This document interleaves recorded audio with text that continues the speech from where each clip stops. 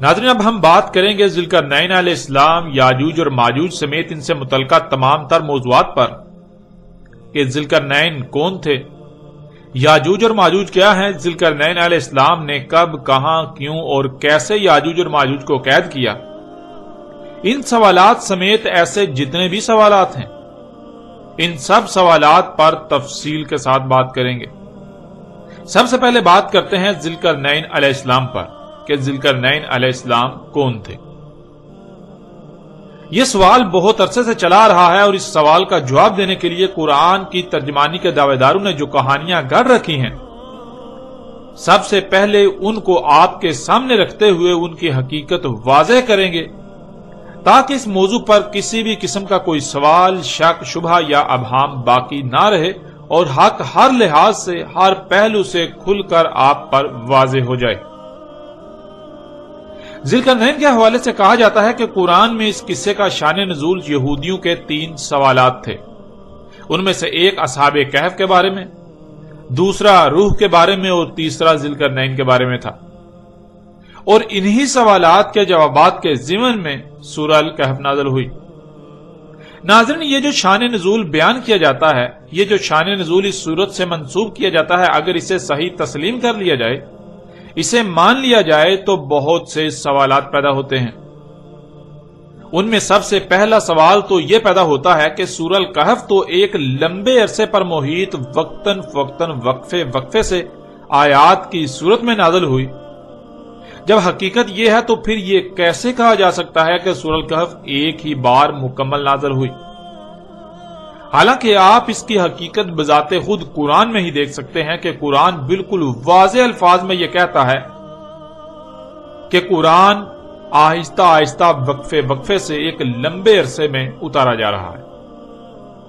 قرآن میں 14 مقامات پر 14 آیات میں بالکل صراحت کے ساتھ یہ کہا گیا کہ اسے آہستہ آہستہ تھوڑا تھوڑا کر کے لمبے عرصے میں اتارا گیا یا اتارا جا رہا ہے، جیسا کہ آپ ان آیات میں دیکھ سکتے ہیں۔ سورہ الاسراء کی آیت 106 میں اللہ سبحانہ وتعالی کا کہنا ہے وَقُرْآنًا فَرَقْنَاهُ لِتَقْرَأَهُ عَلَى النَّاسِ عَلَى مُقْسٍ وَنَزَلْنَاهُ تَنزِيلًا، اور قرآن ہم نے اسے ٹکڑے ٹکڑے کیا اسے کرا کرنے کے لیے انسانوں پر جس مدت میں وہ دنیا میں موجود ہیں، اور ہم نے اسے اتارا لمبی مدت میں تھوڑا تھوڑا آہستہ آہستہ جب جس کی ضرورت تھی اتنا۔ ناظرین، یہ آیت بہت ہی وسعتوں کی حامل ہے اور اس میں عظیم راز پنہاں ہیں، لیکن ہم اپنے موضوع کے اعتبار سے اس وقت اسے سامنے رکھ رہے ہیں کہ اس آیت میں بالکل واضح 2 ٹوک الفاظ میں یہ بات واضح کر دی گئی کہ قرآن تھوڑا تھوڑا کر کے ٹکڑے ٹکڑے کر کے لمبے عرصے میں اتارا گیا۔ ایسا ہرگز نہیں ہے کہ ایک بڑی سورت ایک ہی بار میں اتار دی گئی۔ اسی طرح آپ اس آیت میں بھی دیکھ سکتے ہیں سورہ الانسان آیت نمبر 23 اِنَّا نَحْنُ نَزَلْنَا عَلَيْكَ الْقُرْآنَ تَنزِيلًا، اس میں کچھ شک نہیں، ہم ہی ہیں، ہم نے اتارا تجھ پر قرآن وقتاً فوقتاً تھوڑا تھوڑا لمبے عرصے میں۔ ناظرین، ان آیات میں یہ بات بالکل کھول کر واضح کر دی گئی کہ قرآن لمبے عرصے میں ٹکڑے ٹکڑے کر کے تھوڑا تھوڑا کر کے وقتاً فوقتاً جب جتنی ضرورت تھی اتنا اتارا گیا یا اتارا جا رہا ہے، جس سے یہ بات بالکل جھوٹی، بے بنیاد اور غلط ثابت ہو جاتی ہے کہ یہودیوں کے 3 سوالات کے جوابات میں سورہ الکہف نازل ہوئی۔ اب آتے ہیں دوسرے سوال کی طرف۔ آپ نے جان لیا کہ سورہ الکہف ایک ہی بار میں مکمل نازل نہیں ہوئی بلکہ وقتاً فوقتاً ایک لمبے عرصے میں نازل ہوئی، لیکن اگر اس کے باوجود ایک لمحے کے لیے یہ بات مان بھی لی جائے کہ یہودیوں کے ان 3 سوالات کے جواب میں سورہ الکہف نازل ہوئی، تو سوال یہ پیدا ہوتا ہے کہ سورہ الکہف پوری کی پوری روح کے موضوع سے خالی ہے۔ سورہ الکہف میں روح کے موضوع پر ایک لفظ بھی بیان نہیں کیا گیا، کیونکہ ان کے بیان کردہ شان نزول کے مطابق تو یہودیوں کے 3 سوالات میں سے ایک روح کے بارے میں تھا، دوسرا صحاب الکہف اور تیسرا ذوالقرنین کے بارے میں۔ یہودیوں کے ان سوالات کے جواب میں سورہ الکہف نازل کی گئی، لیکن حقیقت آپ کے سامنے ہے کہ پوری کی پوری سورۃ الکہف روح کے موضوع پر خالی ہے، جس سے یہ بات بالکل کھل کر واضح ہو جاتی ہے کہ سورہ الکہف کا جو شان نزول گھڑ رکھا ہے وہ بالکل بے بنیاد اور باطل ہے۔ پھر اسی پس منظر میں سورہ الکہف میں موجود واقعات کو سمجھنے کی کوشش کی جاتی ہے، اور پھر جو نظریہ و عقیدہ اخذ کیا جاتا ہے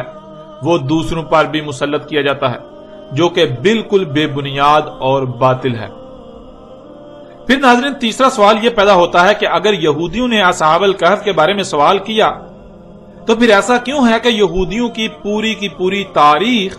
اور مذہبی مواد اصحاب الکہف کے حوالے سے مکمل خاموش ہے؟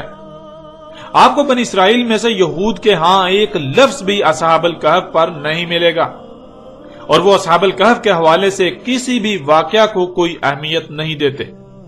بلکہ یوں کہتے ہیں کہ یہ من گڑت قصہ ہے جو عیسائیوں نے گڑھ رکھا ہے، جو عیسائیوں کا گڑھا ہوا ہے۔ البتہ صحاب کہف کا ذکر بنی اسرائیل میں سے نصارہ جنہیں عیسائی کہا جاتا ہے ان کے مذہبی مواد میں ضرور ملتا ہے، اور عیسائیوں کے ہاں اسے ایک بڑی تاریخی اور مذہبی اہمیت حاصل ہے۔ اب سوال یہ پیدا ہوتا ہے کہ جب یہودیوں کے نزدیک ایسا کوئی واقعہ پیش ہی نہیں آیا، ان کا پورا مذہبی مواد، تاریخ ایسے کسی بھی واقعے سے خالی ہے، تو وہ اس کا سوال کیوں کریں گے؟ ان کی طرف سے ایسے کسی بھی سوال کی توقع کرنا بالکل بے بنیاد اور فضول ہے۔ اور پھر دوسری بات یہ کہ اصحاب الکہف کا واقعہ عیسیٰ ابن مریم علیہ السلام کے کافی عرصہ بعد رونما ہوا۔ 7 نوجوان تھے جو عیسیٰ علیہ السلام پر ایمان لائے۔ اس وقت یہودیوں کی حکومت تھی، ان 7 نوجوانوں پر زمین تنگ کر دی گئی اور انہیں دین کی خاطر ہجرت کرنا پڑی، لیکن جب کوئی بھی جائے پناہ نہ پائی تو رب سے خالص اپنی طرف سے حفاظت کرنے کی دعا کی، اور رب نے ان کی حفاظت کی۔ یہ واقعہ یہودیت کی بنیاد اکھاڑ دینے کے لیے کافی تھا، اس لیے یہود ایسے کسی بھی واقعے کو سرے سے تسلیم ہی نہیں کرتے، کیونکہ انہیں علم ہے کہ اگر وہ اسے تسلیم کریں گے یا اس واقعے پر کسی بھی قسم کی کوئی بات کریں گے تو یہودیت باطل ثابت ہو جائے گی۔ اس لیے پھر یہ کیسے ممکن ہے کہ یہودی اصحاب الکہف کے بارے میں سوال کریں جبکہ وہ خود اس واقعہ کو تسلیم ہی نہیں کرتے، بلکہ یہود کے نزدیک تو ایسا کوئی واقعہ وقوع پذیر ہی نہیں ہوا، یہ من گڑت ہے۔ پھر چوتھا سوال یہ پیدا ہوتا ہے کہ یہودیوں کا ان 3 میں سے ایک سوال روح کے بارے میں تھا، اور اس کے جواب میں سورہ الکہف نازل ہوئی، لیکن آپ جانتے ہیں کہ روح کے بارے میں تو سورہ الکہف مکمل خاموش ہے، اور روح کا ذکر تو سورہ بنی اسرائیل میں ہے، اور سورہ بنی اسرائیل میں روح کا ذکر آنا ہی اس کا جواب ہے کہ روح کے بارے میں سوال بنی اسرائیل کا تھا۔ اور بنی اسرائیل صرف یہود ہی نہیں بلکہ وہ بھی ہیں جو بعد میں عیسیٰ علیہ السلام پر ایمان لائے اور پھر بعد میں جا کر دل ہوئے، یعنی صراط مستقیم سے ہٹ گئے، جنہیں عیسائی کہا جاتا ہے۔ روح عیسائیت میں شروع سے ہی موضوع بحث رہی، عیسیٰ ابن مریم علیہ السلام کی وجہ سے، اور روح کے بارے میں سوال نصارہ کی طرف سے تو ہو سکتا تھا لیکن یہود کی طرف سے ہرگز نہیں۔ ناظرین، اب آتے ہیں قصہ شان نزول میں یہودیوں کی طرف منسوب کیے جانے والے تیسرے سوال کی طرف، جو ہمارے موضوع سے تعلق رکھتا ہے کہ ذوالقرنین کے بارے میں سوال بھی یہودیوں کی طرف سے تھا۔ جس پس منظر کی بنیاد پر یہ کہا جاتا ہے کہ یہودیوں نے سوال کیا، اس پس منظر میں ایسا کوئی تاثر نہیں ملتا کہ یہودی ایسا کوئی سوال کر سکتے تھے، اس لیے کہ یہودیوں کے پورے مذہبی اور تاریخی مواد میں ذوالقرنین کے حوالے سے کوئی دور دور تک اشارہ نہیں ہے، نہ ہی ایسا کوئی نام یہودیوں کے ہاں کوئی وجود رکھتا تھا اور آج بھی وجود رکھتا ہے۔ لیکن اگر دوسرے پس منظر میں دیکھیں تو یہ بات ثابت ہو جاتی ہے کہ ذوالقرنین کے بارے میں سوال بھی یہودیوں کی بجائے عیسائیوں نے ہی کیا تھا۔ وہ اس لیے کہ اگر یہ تسلیم کر لیا جائے کہ ذوالقرنین سلیمان علیہ السلام تھے تو یہودیوں کا سلیمان علیہ السلام کے بارے میں عقیدہ ہے کہ وہ ایک تو نبی نہیں تھے اور دوسرا ان کی موت شرک پر ہوئی۔ انہوں نے اپنی زندگی کے آخری وقت میں بہت سے اوثان بنا لیے تھے جن کی وہ غلامی کرتے تھے۔ اوثان کہتے ہیں انسان کی خلق کردہ ان ایجادات کو جنہیں انسان سہولتوں کا نام دیتا ہے، جیسے آج مشینیں، گاڑیاں، جہاز وغیرہ، اور ان کی غلامی انہی کے حصول کے لیے ان کے پیچھے استعمال کیے جانے والے وقت کو کہا جاتا ہے۔ یہود کا نظریہ یہ ہے کہ سلیمان بن داؤد نے اپنی زندگی کا مقصد و مشن ہی ایسی اشیاء کی تخلیق اور استعمال کو بنا لیا تھا، لہذا وہ کافر اور مشرک تھا، اور اسی حالت میں سلیمان کی موت ہوئی۔ اس کے علاوہ سینکڑوں کی تعداد میں سلیمان نے نکاح کے بغیر عورتیں رکھی ہوئی تھیں جو سینکڑوں بیویوں کے علاوہ تھیں۔ اس لیے سلیمان یہودیوں اور عیسائیوں کے ہاں ایک متنازع شخصیت کے طور پر جانے جاتے ہیں۔ سلیمان علیہ السلام کے کفر و شرک کی گواہی یہودیوں کے صرف کسی عالم وغیرہ کا عقیدہ نہیں بلکہ باقاعدہ ان کی خود ساختہ آسمانی کتابوں کا مجموعہ عہد نامہ قدیم میں بھی درج ہے، اور عہد نامہ قدیم کی آسمانی کتابیں جتنے یہود کے لیے مقدس ہیں اتنی ہی نصارہ کے لیے بھی۔ یوں نہ صرف یہودی بلکہ عیسائی بھی سلیمان علیہ السلام کے بارے میں یہی نظریہ رکھتے ہیں، لیکن عیسائیوں کے ہاں آخری حجت عہد نامہ جدید یعنی انجیل ہے، اس لیے وہ پرانے عہد نامے میں تحریف وغیرہ کو ممکن سمجھتے ہیں۔ اس لیے اگر کوئی بات پرانے عہد نامہ میں موجود ہو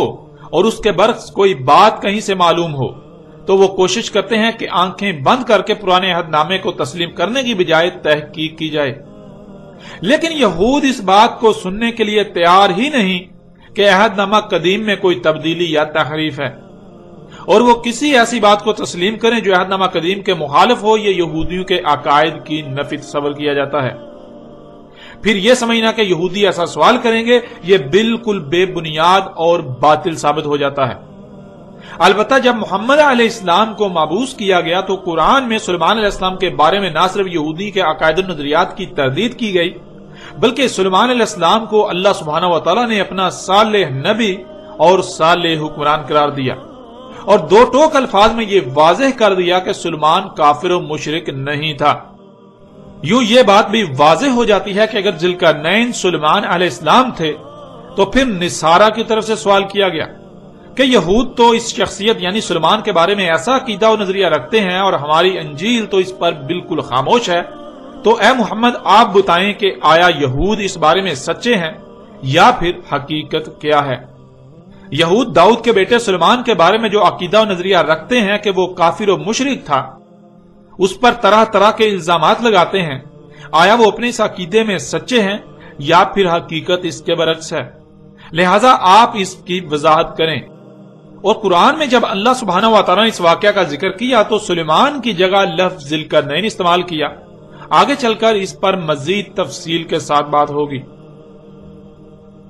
ناظرین، قدیم علماء مفسر و مفکر قرآن کے طور پر جانے پہچانے جانے والوں کی اکثریت کے نزدیک قرآن میں مذکور ذوالقرنین وہ شخصیت ہے جسے لوگ انگلش میں الیگزینڈر دی گریٹ اور اردو میں اسکندر اعظم کے نام سے جانتے ہیں، لیکن اس نظریے پر تنقید کرنے والوں کی ایک بڑی تعداد رہی جنہوں نے اسکندر اعظم یونانی کے ذوالقرنین ہونے پر بہت سے ایسے اعتراضات اٹھائے کہ اسے ذوالقرنین ماننے والے بھی ان سوالات کے جوابات نہ دے سکے اور الٹے عاجز آ گئے۔ مثلا قرآن میں مذکور ذوالقرنین زمین کے مغرب و مشرق تک پہنچا، اسے زمین کے مغرب و مشرق تک کا اقتدار و اختیار حاصل تھا، مکن حاصل تھا، اور اسکندر اعظم قرآن کی اس بات پر بالکل بھی پورا نہیں اترتا۔ دوسرا اعتراض کہ قرآن ذوالقرنین کو صالح مومن شخصیت قرار دیتا ہے، لیکن اسکندر اعظم یونانی ایک آتش پرست مشرک اور ظالم شخص تھا۔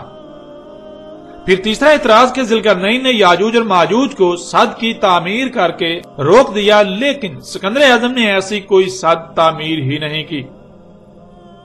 ناظرین، ان کے علاوہ بھی کئی اعتراضات ہیں، مگر یہ ایسے اعتراضات ہیں کہ جنہوں نے اسکندر اعظم یونانی کے ذوالقرنین ہونے کا عقیدہ و نظریہ رکھنے والوں کو لاجواب کر دیا۔ مگر چونکہ کئی صدیوں سے یہ روش چلی آ رہی ہے کہ خود سے غور و فکر نہیں کرنا،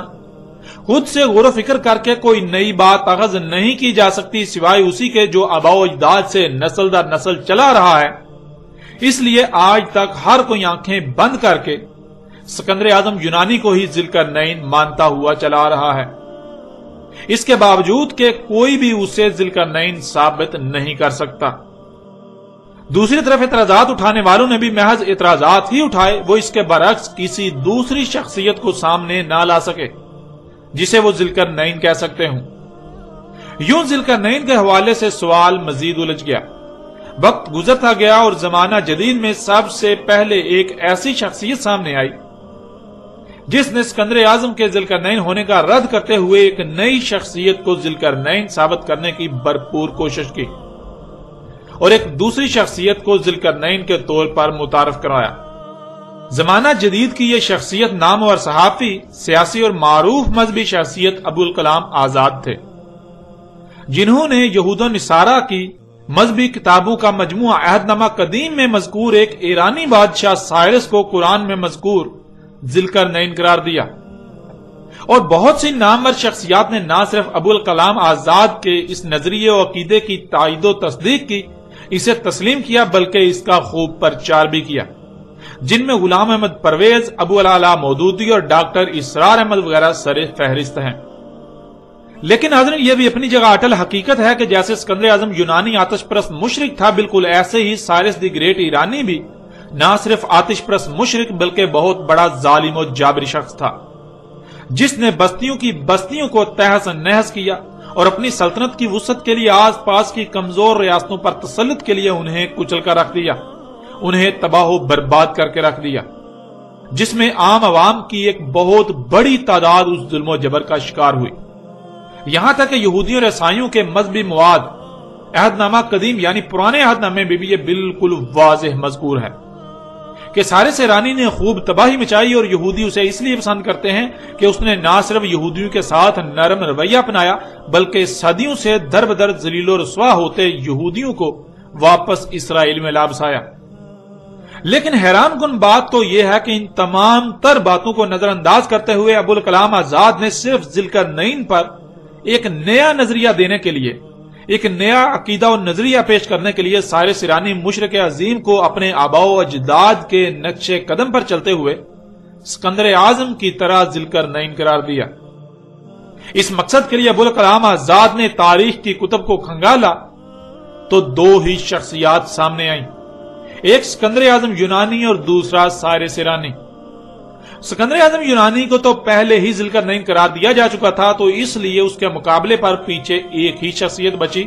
سائرس ایرانی، تو ابوالکلام آزاد نے اسے ہی ذی القرنین قرار دیا۔ لیکن ناظرین، حقیقت کیا ہے؟ کیا حقیقت یہی ہے؟ کیا قدیم علماء، مفسر و مفکر قرآن کہلانے والی شخصیات جنہوں نے اسکندر اعظم یونانی کو قرآن میں مذکور ذی القرنین قرار دیا، وہ سب کی سب غلط اور ابوالکلام آزاد سچے تھے؟ یا پھر جیسے پہلو نے اسکندر اعظم یونانی کو ذی القرنین قرار دیا، بالکل ایسے ہی ابوالکلام آزاد نے اپنے آباء و اجداد کے نقش قدم پر چلتے ہوئے سائرس ایرانی کو ذی القرنین قرار دیا؟ جیسے باقی لوگ اپنے علماء، مفکر و مفسر کہلانے والی بڑی بڑی نامور شخصیات کی آنکھیں بند کر کے تائید و تصدیق کرتے رہے اور ہر اعتراض کو نظر انداز کرتے رہے، بالکل ایسے ہی ابو العلا مودودی، غلام احمد پرویز اور ڈاکٹر اسرار احمد جیسی شخصیات نے بھی کیا کہ جو نظریہ ابوالکلام آزاد نے پیش کیا، انہوں نے ٹھان لی کہ ہر حال میں اسی کی تائید و تصدیق اور پرچار ہی کرنا ہے، تاکہ جیسے قدیم دور میں ایسے موضوعات پر لب کشائی کرنے والوں کو نمایاں مقام حاصل ہوا، بالکل ایسے ہی آج یہ لوگ بھی نمایاں مقام حاصل کر سکیں۔ اب آتے ہیں ناظرین اس طرف کہ حقیقت کیا ہے۔ حقیقت ہر لحاظ سے کھول کر آپ کے سامنے رکھتے ہیں، پھر فیصلہ آپ کے اختیار میں ہوگا کہ حق کیا ہے اور باطل کیا ہے۔ حق و باطل میں فرق اس قدر واضح ہو جائے گا کہ آپ کو رائے برابر بھی مشکل نہیں رہے گی حق پہچاننے میں۔ وہ لوگ جنہوں نے اسکندر اعظم یونانی کو ذی القرنین کہا یا مانتے ہیں، اور ان کے برعکس وہ لوگ جنہوں نے سائرس ایرانی کو ذی القرنین کہا یا مانتے ہیں اور مان رہے ہیں، دونوں نے ہی قرآن کے برعکس تاریخ کی کتب کا سہارا لے کر اپنا اپنا نظریہ اخذ کیا۔ یہ بات جان لیں کہ قرآن میں نہ تو اسکندر اعظم کا نام آیا اور نہ ہی سائرس ایرانی کا۔ ان دونوں شخصیات کو ذی القرنین ثابت کرنے کے لیے قرآن کے علاوہ تاریخی کتب کا سہارا لیا گیا۔ اب آتے ہیں قرآن کی طرف اور قرآن سے ہی سوال کرتے ہیں کہ کیا ان دونوں میں سے کوئی ذی القرنین تھا؟ اگر نہیں تو پھر ذی القرنین کون تھا؟ کیا قرآن اس پر خاموش ہے؟ کیا قرآن کا مقصد صرف سوال کھڑا کرنا ہے اور اس سوال کا جواب دینا قرآن پر فرض نہیں ہے؟ ذی القرنین کون ہے؟ کیا قرآن اس پر رہنمائی نہیں کرتا؟ قرآن اس پر خاموش ہے جو ان لوگوں نے قرآن کے برعکس کتابوں سے رجوع کیا؟ کیا قرآن اپنے علاوہ دوسری کتب کی طرف کسی بھی معاملے میں رہنمائی کے لیے جانے کی اجازت دیتا ہے؟ اگر اجازت دیتا ہے تو اس کا مطلب کہ قرآن مکمل رہنمائی کا دعویٰ نہیں کر سکتا۔ قرآن بعض معاملات میں بعض سوالات پر عاجز آ سکتا ہے۔ قرآن کو بھی لاجواب کیا جا سکتا ہے، جیسا کہ اس موضوع پر اسکندر اعظم اور سارے ایرانی کو ذل کر نہیں ماننے والوں نے قرآن کو لاجواب کر دیا۔ اگر قرآن مکمل رہنمائی کا دعوے دار ہے، وہ ہر سوال کا جواب دیتا ہے، تو پھر اگر کوئی کسی بھی معاملے میں قرآن کو ترک کر کے اس کے برعکس کسی اور کی طرف رخ کرتا ہے، کسی اور سے رجوع کرتا ہے، تو قرآن ایسوں کے حوالے سے کیا کہتا ہے؟ ان سب سوالات کے جوابات بذات خود قرآن سے ہی آپ کے سامنے رکھتے ہیں۔ اس وقت آپ کو سکرین پر سورہ الاسراء کی آیت نمبر 99 نظر آ رہی ہے۔ وَلَقَدْ صَرَفْنَا لِلنَّاسِ فِي هَذَا الْقُرْآنِ مِنْ كُلِّ مَثَلٍ فَأَبَىٰ أَكْثَرُ النَّاسِ إِلَّا كُفُورًا، اور تحقیق کے یعنی تم اپنی طرف سے پوری تحقیق کر لو، اپنے گھوڑے دوڑا لو، جو کہا جا رہا ہے وہی تمہارے سامنے آئے گا، وہی حق ہے۔ ہم نے ہر پہلو سے، ہر لحاظ سے پھیر پھیر کر سامنے لے آئے، بیان کر دیا انسانوں کے لیے اس قرآن میں تمام کی تمام مسئلوں سے۔ بس انکار کر دیا انسانوں کی اکثریت نے، مگر اس لیے کہ جو کچھ بھی انہیں عطا کیا گیا وہ اس مقصد کے لیے استعمال ہی نہیں کرنا چاہتے جس مقصد کے لیے انہیں عطا کیا گیا، وہ اپنی خواہشات کی اتباع کرنا چاہتے ہیں، اس لیے انسانوں کی اکثریت نے اس بات کو ماننے سے انکار کر دیا۔ پھر اس طرح اگلی آیت سورہ الکہف کی آیت نمبر 54، وَلَقَدْ صَرَفْنَا فِي هَذَا الْقُرْآنِ لِلنَّاسِ مِنْ كُلِّ مَثَلٍ وَكَانَ الْإِنسَانُ أَكْثَرَ شَيْءٍ جَدَلًا، اور تحقیق کے لیے یعنی تم اپنی طرف سے پوری تحقیق کر لو، اپنے گھوڑے دوڑا لو، جو کہا جا رہا ہے وہی حق ہے، وہی تمہارے سامنے آئے گا۔ ہم نے ہر پہلو سے، ہر لحاظ سے پھیر پھیر کر سامنے لے آئے، بیان کر دیا انسانوں کے لیے اس قرآن میں تمام کی تمام مسئلوں سے، یعنی اس قرآن میں ماضی میں پیش آنے والے واقعات میں سے صرف اور صرف ان کا ذکر کیا جو خوب ہو اسی طرح قرآن کے نزول سے اسات کے قیام تک پیش آئیں گے۔ انسانوں کے ہر سوال کا جواب ہر پہلو سے، ہر لحاظ سے پھیر پھیر کر اس قرآن میں بیان کر دیا، ان کے سامنے لے آئے مسئلوں سے۔ اور تھا انسان اکثریت معاملات میں جھگڑا کرنے والا، سو جھگڑا ہی کیا، یعنی قرآن کی بات تسلیم کرنے کی بجائے اپنی خواہشات و اپنے خود ساتہ الہوں کی باتوں کو قرآن پر ترجیح دی۔ جب بھی قرآن نے کسی معاملے میں رہنمائی کی تو اپنی بےہودہ دلیلوں کو قرآن پر پیش کیا اور قرآن کے مد مقابل اور اشیاء کو اور کتابوں کو لا کھڑا کیا، اوروں کو لا کھڑا کیا، وہ بات تسلیم نہ کی جو قرآن نے پیش کی، اس کے برعکس جو قرآن کے علاوہ اوروں کی بات ہے اس کو ہی تسلیم کیا۔ ناظرین، ان آیات میں آپ نے خود اپنی آنکھوں سے دیکھ لیا اور کانوں سے سن لیا کہ اللہ سبحانہ و تعالیٰ نے بالکل واضح کر دیا کہ اس قرآن میں جو آپ کے سامنے ہے، اس میں نہ صرف ہر سوال کا جواب دے دیا بلکہ ہر پہلو سے پھیر پھیر کر انسانوں کے سامنے لے آئے مسئلوں سے۔ ایسا نہیں ہے کہ اس قرآن میں مکمل رہنمائی نہیں ہے، اس قرآن میں ہر سوال کا جواب موجود ہے، اور پھر اس میں کوئی ایک بھی بات ایسی نہیں کی گئی جو صرف اور صرف ایک ہی بار کی گئی ہو، ایک ہی پہلو سے، بلکہ اس قرآن میں ہر معاملے کو، ہر بات کو جو انسانوں کو پیش آنی ہے، جو انسانوں کو پیش آنا تھا، ہر سوال کو، ہر اس سوال کو جو انسانوں کے سامنے کھڑا ہونا تھا، اسے ہر پہلو سے پھیر پھیر کر بیان کر دیا۔ ایک مقام پر ایک روح ایک پہلو سے بیان کیا تو اسی معاملے کو، اسی بات کو، اسی سوال کو دوسرے مقام پر دوسرے رخ، دوسرے پہلو سے بیان کر دیا، اسی کو تیسرے مقام پر تیسرے پہلو سے بیان کر دیا، یوں کسی ایک بھی پہلو سے اسے پوشیدہ نہیں رہنے دیا گیا۔ قرآن میں کوئی ایک بھی معاملہ، کوئی ایک بھی بات ایسی نہیں ہے جو صرف کسی ایک ہی مقام پر اور ایک ہی بار بیان کی گئی، بلکہ ہر معاملے کو ایک سے زائد مقامات پر ہر پہلو سے پھیر پھیر کر بیان کر دیا۔ کوئی سوال ایسا نہیں جس کا جواب قرآن میں موجود نہ ہو، کوئی معاملہ ایسا نہیں جس کا حل قرآن میں موجود نہ ہو۔ اور قرآن نے یہ بات بھی واضح کر دی کہ انسانوں کی اکثریت اس کا انکار کر رہی ہے، یعنی انسانوں کی اکثریت یہ ماننے کو تیار ہی نہیں کہ اس قرآن میں سب کچھ بیان کر دیا گیا، قرآن میں مکمل رہنمائی موجود ہے، قرآن میں ہر معاملے کا، ہر مسئلے کا حل موجود ہے، قرآن میں ہر سوال کا جواب موجود ہے، قرآن میں ہر بات کو، ہر سوال کو، ہر معاملے کو، ہر مسئلے کو ایک سے زائد مقامات پر ہر پہلو سے پھیر پھیر کر مسئلوں سے بیان کر دیا۔ انسانوں کی اکثریت یہ بات ماننے کو تیار ہی نہیں، اس کا انکار ہی کر رہی ہے۔ اور پھر اللہ سبحانہ تعالیٰ نے یہ بھی واضح کر دیا کہ انسانوں کی اکثریت ایسا کیوں کر رہی ہے،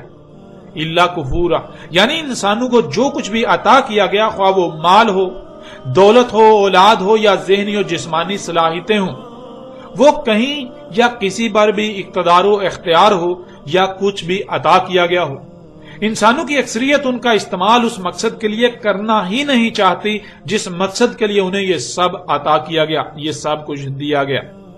کیونکہ اگر یہ بات مان لیں کہ قرآن میں ہر سوال کا جواب موجود ہے، ہر معاملے و مسئلے کا حل موجود ہے، تو ان کی خواہشات پر ضرب آئے گی، اور یہی یہ نہیں چاہتے۔ یہ اپنی خواہشات کی تباہ کرنا چاہتے ہیں،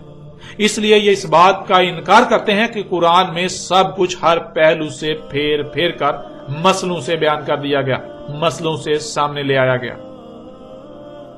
اس لیے یہ قرآن کے برعکس اوروں کی طرف رجوع کرتے ہیں، ان کی طرف رجوع کرتے ہیں جن سے ان کی خواہشات پر ضرب نہیں آتی، ان کی خواہشات پر ضرب نہیں پڑتی، بلکہ وہ الٹا ان کی خواہشات کے عین مطابق ہوتا ہے۔ مثال کے طور پر ناظرین، آج اکثریت کی زبانوں سے آپ سنتے ہیں، اکثریت کا کہنا ہے کہ قرآن میں سب کچھ بیان نہیں کیا گیا۔ قرآن میں احکامات تو ہیں لیکن ان کی تفاصیل موجود نہیں ہیں، ان کو کیسے کرنا ہے یہ نہیں بتایا گیا، کیوں کرنا ہے، کب کرنا ہے، کس طرح کرنا ہے، ان سوالات کے جوابات قرآن میں موجود نہیں ہیں۔ مثلا الصلاۃ، جس کا ترجمہ نماز کیا جاتا ہے اور کہا جاتا ہے کہ قرآن میں صلاۃ کا حکم تو ہے لیکن طریقہ قرآن میں نہیں ہے، اور پھر یہ جہاں سے طریقہ اخذ کرتے ہیں اس صلاۃ کے نام پر ان کی خواہشات پر کوئی ضرب نہیں آتی، وہاں سے صلاۃ کے نام پر جو ان کو مل رہا ہے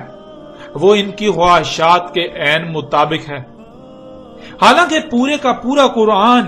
ایک ہی شے کی وضاحت کر رہا ہے اور وہ ہے صلاۃ۔ اگر یہ مان لیا جائے کہ قرآن میں صلاۃ کی رہنمائی موجود ہے تو دنیا کی زندگی اتنی سخت ہو جائے گی کہ جیسے آپ کو آگ میں ڈال دیا گیا ہو، اور یہی کوئی نہیں چاہتا۔ اس لیے اکثریت اس کا انکار کرتی ہے کہ قرآن میں ہر سوال کا جواب موجود ہے،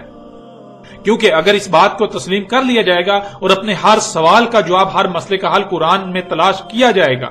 قرآن سے حاصل کیا جائے گا، تو انسان کو جو کچھ بھی عطا کیا گیا اس پر اس کا اپنا کوئی اختیار نہیں رہے گا، اس کو پھر خالص اللہ کی غلامی کرنا پڑے گی، اور یہی وہ نہیں چاہتا۔ اب دیکھیں سورہ نساء کی آیت نمبر 82 میں اللہ سبحانہ تعالیٰ کا کہنا ہے افلا یتدبرون القرآن لو کان من عند غیر اللہ لوجدوا فیہ اختلافا کثیرا، کیا پس نہیں تدبر کر رہے القرآن، اور اگر تھا کسی اور سے اللہ کا علاوہ کہ تم پاتے اس میں کثیر اختلاف، یعنی ایسا نہیں ہے کہ اس قرآن میں ایک مقام پر کچھ کہا جا رہا ہے اور دوسرے مقام پر اس کے برعکس کچھ اور دوسری بات کہی جا رہی ہے۔ اگر تم اس قرآن میں ایسی شے پاؤ، اختلاف پاؤ، تو پھر یہ اللہ کی طرف سے نہیں ہے بلکہ یہ غیر اللہ کی طرف سے ہے۔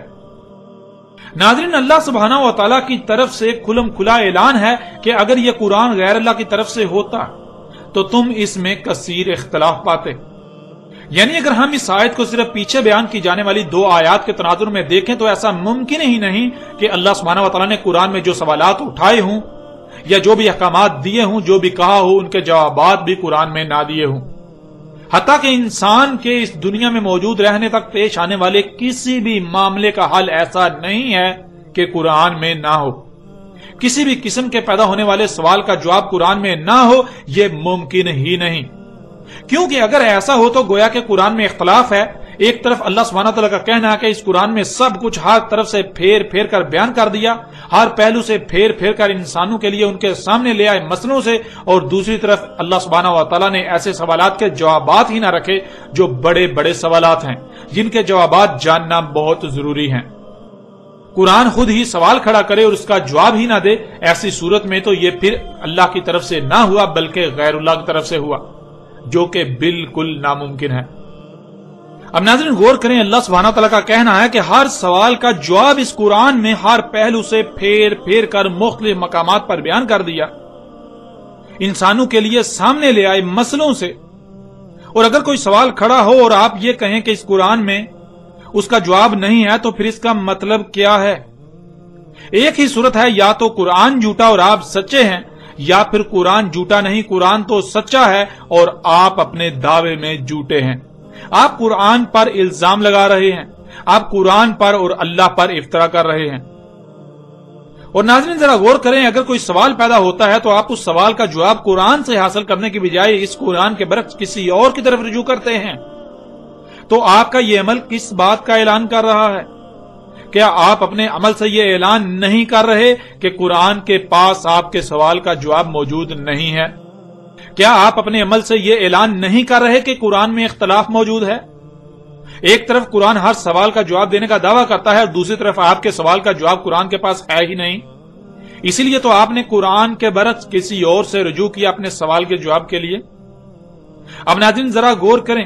جن جن لوگوں نے اسکندر اعظم یا سائرس ایرانی کو ذوالقرنین کہا ثابت کرنے کی کوشش کی، اور جو بھی ان میں سے کسی ایک بھی شخصیت کو ذوالقرنین مان رہے ہیں، کیا ان کو ان کے سوال ذوالقرنین کون ہے کا جواب قرآن نے دیا؟ کیا انہوں نے اپنے سوال کا جواب قرآن سے حاصل کیا؟ اگر یہ جواب قرآن سے ہے تو غلط ہو ہی نہیں سکتا، اور اگر قرآن سے نہیں تو نہ صرف ان کو جواب غلط ملا بلکہ انہوں نے قرآن پر افترا کیا۔ ان لوگوں نے قرآن پر بہتان باندھا، ان لوگوں نے اپنے عمل سے اس بات کا اعلان کیا، دعویٰ کیا کہ قرآن میں ہر سوال کا جواب موجود نہیں ہے، قرآن میں مکمل رہنمائی موجود نہیں ہے، قرآن اپنے دعوے میں جھوٹا ہے، اللہ اپنے دعوے میں جھوٹا ہے۔ اللہ ایک طرف تو کہتا ہے ہم نے اس قرآن میں ہر سوال کا جواب پھیر پھیر کے ہر پہلو سے مسئلوں سے تمہارے سامنے لے آئے، بیان کر دیا، اور دوسری طرف ہمارے کسی سوال کا جواب قرآن میں ہے ہی نہیں۔ ناظرین خواہ کوئی بھی شخصیت ہو، پوری کی پوری دنیا ہی کیوں نہ اس کی تعریفوں کے پل باندھے، لیکن اس کے حق ہونے کا معیار یہ نہیں ہے، بلکہ حق ہونے کا معیار وہ ہے جو اللہ سبحانہ و تعالی نے طے کر دیا، اس ذات نے جس نے وجود دیا۔ قرآن میں اور بھی درجنوں ایسی آیات ہیں جن میں انہی باتوں کا مزید مختلف پہلوؤں سے پھیر پھیر کر بیان کیا گیا، اور انسانوں کے رد عمل کو بھی بالکل کھول کھول کر بیان کر دیا گیا، جنہیں آپ ان آیات میں جان چکے ہیں۔ ناظرین قرآن نے بالکل واضح اور دو ٹوک الفاظ میں اسکندر اعظم اور سائرس ایرانی کے ذوالقرنین ہونے کی نفی کر دی، اور جن لوگوں نے ان شخصیات کو ذوالقرنین بنایا ہوا تھا ان کی حقیقت بھی اللہ سبحانہ و تعالی نے چاک کر کے رکھ دی۔ ناظرین جن لوگوں نے اسکندر اعظم یا پھر سائرس ایرانی کو ذوالقرنین کہا، ثابت کرنے کی ناکام کوشش کی یا تسلیم کیا، ان تمام کے تمام لوگوں نے اپنی زبان سے اس بات کا اقرار کیا کہ قرآن میں ذوالقرنین کا ذکر تو آیا ہے، لیکن قرآن اس سوال کا جواب نہیں دیتا کہ ذوالقرنین کون تھا۔ اس لیے ہمیں اس سوال کے جواب کے لیے قرآن کے علاوہ دوسری تاریخی کتب کا سہارا لینا پڑا۔